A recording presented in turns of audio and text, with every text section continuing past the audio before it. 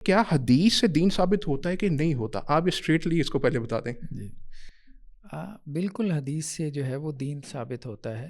آسان الفاظ میں تو یہی اس کا جواب ہے. لیکن بہرحال کچھ لوگ ہیں ہمارے یہاں شکوک و شبہات پھیلا رہے ہیں، جیسا کہ ابھی آج کل ایک جسے کہتے ہیں ٹرینڈنگ اور وائرل ویڈیوز میں سے حسن الیاس صاحب کی ایک ویڈیو ہے جو فیصل وڑائچ صاحب کے ساتھ ان کا ایک انٹرویو ہے، اس کے کچھ شارٹ کلپس بہت زیادہ وائرل ہو رہے ہیں، جس میں وہ یہ کہہ رہے ہیں کہ جی حدیث ایک ہسٹوریکل ریکارڈ ہے، اللہ کے نبی صلی اللہ علیہ وسلم کا، یہ دین کا کوئی سورس نہیں ہے، کوئی مصدر دین نہیں ہے، کوئی ماخذ دین نہیں ہے، اس سے کوئی دین کا حکم ثابت نہیں ہوتا. اگر یہ حدیث نہ بھی ہوتی تو ہمارے دین میں کوئی کمی نہ رہ جاتی. میرا سوال ہے یہ کہ اگر حدیث نہ ہو اس کا تو کیا قرآن پاک مکمل ہے؟ دو ٹوک جواب ہے.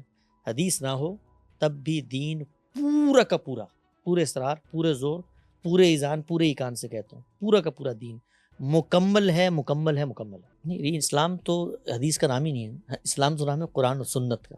حدیث تو رسالت مآب صلی اللہ علیہ وسلم کی نسبت سے لوگوں نے اپنے انیشیٹو پر کچھ باتیں بیان کی ہیں. اسلام حدیث کی تشریح کے بغیر مکمل نہیں ہوتا. کوئی ایک مثال بتائیں جو حدیث کے بغیر مکمل نہیں ہوتا. مطلب نماز پڑھنے والی بات؟ نماز تو میں نے حدیث سے کبھی لی نہیں، نماز تو اجماع اور تواتر سے. طریقہ اس کا، طریقہ بھی آپ نے طریقہ جو ہے مسجد میں جا کر سیکھا ہے، حدیث کی کتاب پڑھ کے سیکھا ہے؟ میں نے تو اپنے والدین سے سیکھا. تو والدین نے کہاں سے سیکھا؟ حدیث پڑھ کے سیکھا ہے. والدین نے اجماع سے سیکھا. اجماع اور تواتر پریکٹیکل کنسنسس ہوتا ہے، اس میں کوئی چیز روایت میں نہیں ہوتی. مطلب اس نے اسٹریٹ فارورڈ سوال کیا، اگر حدیث کا پورا ذخیرہ نہ ہوتا تو کیا دین کم ہو جاتا؟ تو انہوں نے کہا جی نہیں، کوئی فرق نہ پڑتا دین کا. تو اب یہ بہرحال ایک بہت بڑا بیانی ہے. بیسیکلی تو اگر آپ غامدی صاحب کی جو میزان کتاب ہے اس کے اصول و مبادی دیکھیں تو یہ حسن الیاس صاحب کے استاد غامدی صاحب کا بیسیکلی تو بیانی ہے. صحیح. اور وہ یہ بات کرتے ہیں کہ جی سورس جو ہے نا وہ شریعہ کے یا دین کے، ہمارے دین اسلام کے وہ دو ہیں، قرآن اور سنت. ٹھیک ہے، اس حد تک بات ان کی ٹھیک ہے. ہمارے ہاں بھی جو فریز استعمال ہوتا ہے وہ ہے کتاب و سنت. یہ فریز بہت کم استعمال ہوتا ہے قرآن اور حدیث. جب بھی ہم بات کرتے ہیں علماء کے حلقے میں بھی کتاب و سنت کا نظام نافذ ہوگا. اب یہ فریز بہت عام ہو گیا. دوسری بات یہ ہے کہ ہمارے ہاں جو اصول فقہ کی کتابیں ہیں جس میں ماخذ دین کو ڈسکس کیا جاتا ہے کہ سورسز آف شریعہ کیا ہے یا لیجسلیشن کے پرنسپلز کیا ہیں، تو اس میں بھی کتاب اللہ سب سے پہلے پرائمری سورسز میں دین اسلام کی کتاب اللہ ہے، پھر سنت رسول ہے. اصطلاح تو یہی زیادہ چلتی ہے سنت رسول کی. لیکن مسئلہ کیا ہے، مطلب یہ جہاں پہ اختلاف، یہ مسئلہ اصطلاح سے بڑھ کر آئیڈیالوجی پہ چلا ہے. ہاں جی، وہ یہ ہے کہ سنت ہمیں کہاں پہ ملے گی. مثال کے طور پہ کتاب اللہ سورس آف شریعہ، نوٹ ہمارا اور ان کا اتفاق ہو گیا کہ جی سورس آف شریعہ کتاب اللہ کہاں پر ہے؟ ما بین الدفتین ہے، دو گتوں کے ما بین، میرے پاس ہے، آپ کے پاس ہے، مسجد میں ہے، جیسے ٹھیک. قرآن مجید ہمارے پاس مصحف کی صورت میں موجود ہے. ٹھیک. اب دوسرا سورس ہمارے پاس کیا ہے؟ سنت ہے، سنت رسول صلی اللہ علیہ وسلم. یہاں پہ بیسیکلی وہ جو ہمارے ہاں ایک ٹریڈیشنل نیریٹو ہے یا ایک اجماعی موقف ہے، آپ یوں کہہ لیں، ٹھیک ہے، اس سے وہ اختلاف کرتے ہیں. وہ اجماعی موقف کیا ہے کہ سنت اللہ کے رسول صلی اللہ علیہ وسلم کی ہوتی ہے. وہ کہتے ہیں کہ جی نہیں، سنت حضرت ابراہیم سے شروع ہوتی ہے. اچھا، وہ یہاں سے سٹارٹ لیتے ہیں حضرت ابراہیم سے. اس اعتبار سے اگر آپ دیکھیں تو مطلب جو غامدی صاحب نے بھی کہا ہے کہ ہماری نظر میں سنت جو ہے وہ حضرت ابراہیم علیہ السلام یا دین ابراہیمی کی روایت ہے. صحیح. ہسٹوریکلی یہ قرآن سے بھی پہلے آ جاتی ہے. حضرت ابراہیم علیہ السلام قرآن سے پہلے، ہسٹوریکلی یہ پہلے آ جائے گی سنت. دوسرا وہ یہ کہتے ہیں کہ سنت جو ہے وہ صرف عملی چیزوں کا بیان ہے، پریکٹیکل چیزوں کا بیان ہے. تیسرا انہوں نے مزید اس کو ریسٹرکٹ کر دیا کہ وہ اعمال بھی انہوں نے متعین کر دیے. اچھا، 27 کے جی 27 ہے. ہاں، وہ انہوں نے متعین کر دی. ہمارے یہاں ٹریڈیشنل بیانیہ کیا ہے، مطلب اصول فقہ کی جو بھی کتاب آپ اٹھا کے دیکھ لیں کہ سنت کو کس طرح سے ڈیفائن کیا گیا. تو جو ایگریڈ اپان ڈیفینیشن ہے سنت کی وہ یہ ہے کہ یہ اللہ کے نبی صلی اللہ علیہ وسلم سے شروع ہوتی ہے، یعنی سورس اللہ کے نبی صلی اللہ علیہ وسلم. غامدی صاحب نے حالانکہ سٹارٹ بہت اچھا لیا ہے کہ دین اسلام جو ہے نا اس کا تنہا ماخذ، یعنی ان کی کتاب کا سٹارٹ یہاں سے، دین اسلام کا تنہا ماخذ ہمارے لیے محمد رسول اللہ صلی اللہ علیہ وسلم ہے. اب جب محمد رسول اللہ صلی اللہ علیہ وسلم دین کا تنہا ماخذ ہیں تو پھر حضرت ابراہیم کی طرف جانے کی کیا ضرورت ہے؟ صحیح، ٹھیک ہے. تو اب اس میں پیچھے مطلب دیکھیں نا، ذہن تو اس طرف جاتا ہے کہ جو ہمارے ہاں مختلف قسم کے افکار ہیں، نظریات ہیں کہ جی ابراہمک جو ریلیجنز ہیں آپ ان کو کوئی کامن گراؤنڈ فراہم کریں، ٹھیک ہے، تاکہ حضرت ابراہیم کی طرف جانے کی مخصوص خاص وجہ یہ ہے کہ وہ تینوں ریلیجنس کے اندر سے جو روایات ہیں ان کو لے لیں اکٹھا کر کے. یہ انہوں نے بیان نہیں کیا، یہ انہوں نے نہیں بیان کیا کہ حضرت ابراہیم علیہ السلام کی طرف جانے کی کیا وجہ ہے. لیکن ہم مطلب ایز اے ریڈر، کیونکہ حمدی صاحب ہیں محتاط، بالکل صحیح، یہ اپنے بیانی میں وہ محتاط ہے، یہ تو ماننا پڑتا ہے، ٹھیک ہے.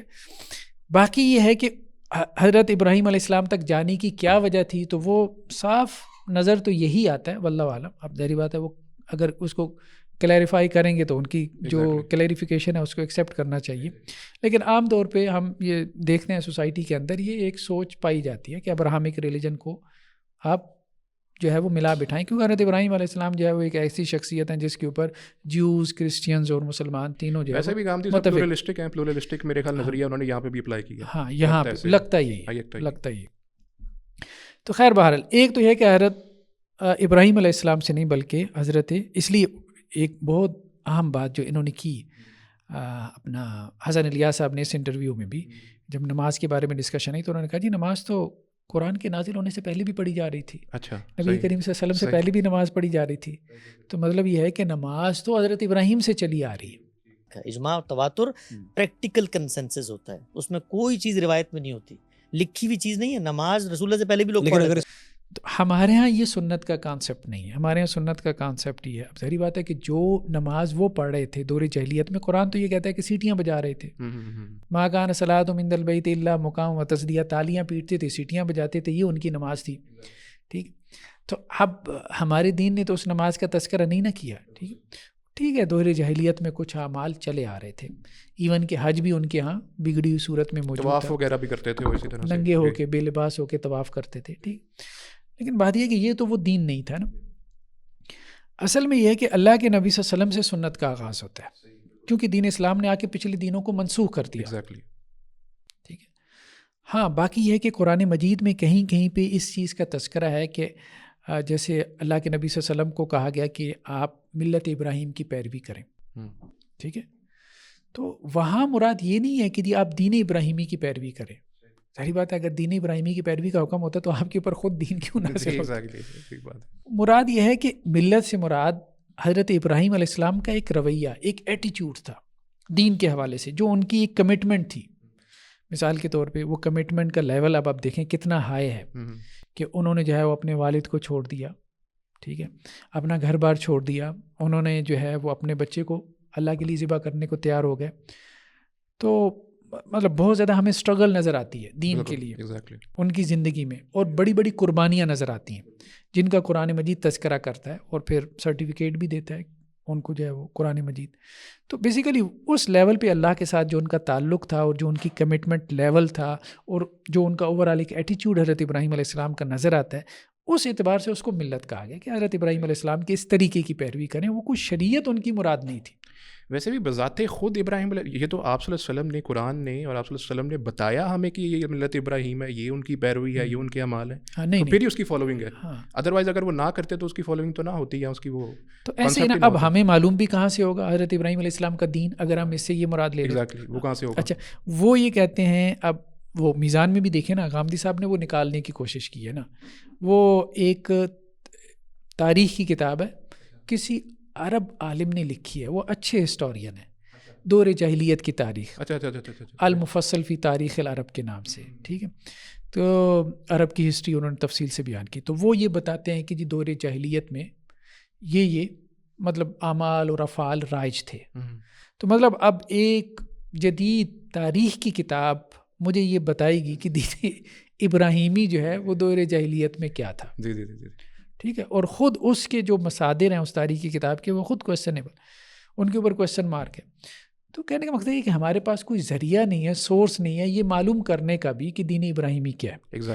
پھر اللہ کے نبی صلی اللہ علیہ وسلم کے زمانے تک تو وہ دین ابراہیمی تو بگڑ چکا تھا. بیت اللہ میں تو انہوں نے بت رکھے ہوئے تھے. اللہ کے نبی صلی اللہ علیہ وسلم کے لیے دین وہی تھا جو آپ صلی اللہ علیہ وسلم پہ نازل ہو رہا تھا. ٹھیک ہے، تو پچھلی شریعتیں دین اسلام کے ساتھ آنے سے منسوخ ہو گئیں. بالکل صحیح، وہ ختم ہو گئیں. تو سنت کی ابتدا اللہ کے نبی صلی اللہ علیہ وسلم سے ہوتی ہے، پیچھے جانے کی ضرورت نہیں. باقی یہ بات ٹھیک ہے کہ دین اسلام میں کچھ احکامات ایسے ہیں جس پہ پچھلے نبیوں نے بھی عمل کیا. وہ اللہ کے نبی صلی اللہ علیہ وسلم کی حدیث بھی ہے کہ دین اسلام کی مثال ایسے ہے کہ جیسے آپ صلی اللہ علیہ وسلم فرمایا کہ دین جو ہے وہ تمام انبیاء کا ایک راہ ہے. تو اس کی مثال ایسے ہے جیسے باپ کی مثال ہے. مائیں جدا جدا ہیں وہ امہاتم شتیٰ، کہ مائیں جدا ہیں باپ ایک ہے. تو دین تمام انبیاء کا، یعنی جو فنڈامنٹلز، توحید کا حکم ہے، شرک سے منع کیا گیا ہے، ٹھیک ہے، اور اسی طرح سے نماز کا حکم ہے، تو وہ فنڈامنٹل سیم رہیں، لیکن ان کا جو طریقہ کار ہے، ظاہری بات ہے نمازیں ان کی تعداد کتنی ہوگی، روزے کی ٹائمنگز کیا ہوں گی، ٹھیک ہے، اس کی حدود و قیود، اس کے شروط و ارکان کیا ہے، تو وہ تو ہر دور میں مختلف رہیں.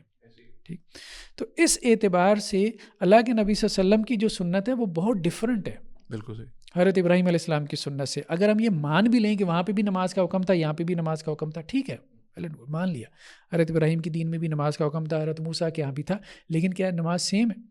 آج ایون کے جیوز جو نماز پڑھ رہے ہیں تو وہ ہمارے جیسی تو نہیں ہے. لوگ اس میں سے جو ہے وہ کامن چیزیں نکالنے کی کوشش کرتے ہیں، لیکن پھر بھی وہ ہماری طرح تو نہیں ہے. ٹھیک، اسی طرح کرسچنس میں جو کانسیپٹ ہے تو وہ ایسا نہیں ہے کہ یہ شریعت یا اس کے جو تفصیلی احکامات. تو اس لیے سنت کی ابتدا تو اللہ کے نبی صلی اللہ علیہ وسلم سے ہوتی ہے. دوسری بات یہ کہ سنت میں صرف عمل نہیں ہے آپ صلی اللہ علیہ وسلم کا، سب سے اہم چیز تو آپ کی اسٹیٹمنٹس ہیں، آپ کا قول ہے.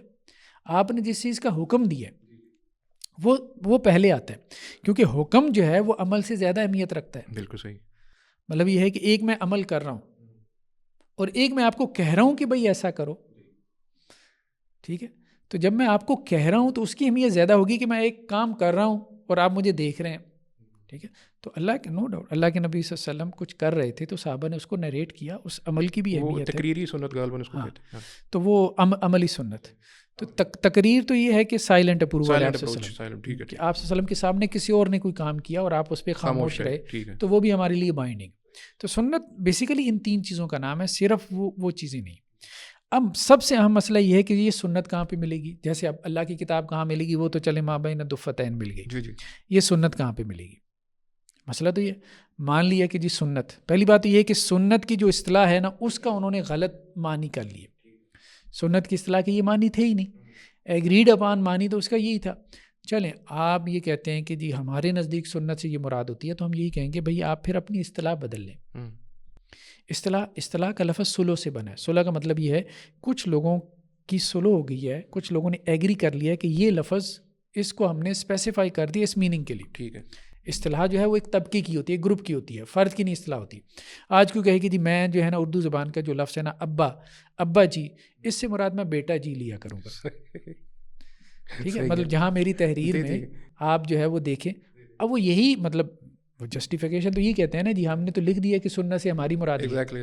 تو میں اگر ایک کتاب لکھوں جس میں یہ کہوں کہ جی یہاں جہاں میری کتاب میں ابا جی کا لفظ ہے وہاں مراد بیٹا جی ہوں گے، تو اس سے جسٹیفائی ہو جائے گا کہ میں نے صرف بتا دیا ہے. نہیں، میں زبان بگاڑ رہا ہوں نا. تو اصطلاح، ہاں دیکھیں بعض اوقات یہ ہوتا ہے کہ ایک لفظ کے دو معنی معروف ہو جاتے ہیں، ایک گروپ ایک معنی ایکسیپٹ کر لیتا ہے، دوسرا معنی ایکسیپٹ کر لیتا ہے، تو وہ ٹھیک ہے، وہاں آپ دلیل کے طور پہ ویل ریناؤنڈ نیریٹیوز ہوتے ہیں. ویل ایسا ہی ہے. جب آپ کہتے ہیں لکھنؤ والوں کی اردو میں یہ معنی ہے، ہمارے یہاں لاہور والوں کی اردو میں، دلی والوں کی اردو میں یہ معنی ہے، ٹھیک ہے وہ چلتا ہے. لیکن وہ پھر ایک اصطلاح ہے، ایک طبقے کی اصطلاح، ایک فرد واحد کی اصطلاح نہیں ہے. سنت کا یہ معنی آپ سے پہلے کس نے بیان کیا؟ کسی نے بھی نہیں بیان کیا نا. اس کی سنت دین ابراہیمی کی روایت ہوتی ہے. دین ابراہیمی کے ساتھ کس نے سنت کو جوڑا ہے؟ ٹھیک ہے، سنت کے بارے میں حنفی، شافی، مالکی، حنبلی، سلفی، صوفی جو بھی نیریٹو آپ اٹھا کے دیکھیں گے، سنت ایز اے سورس آف شریعہ، سنت as a source of Shariah.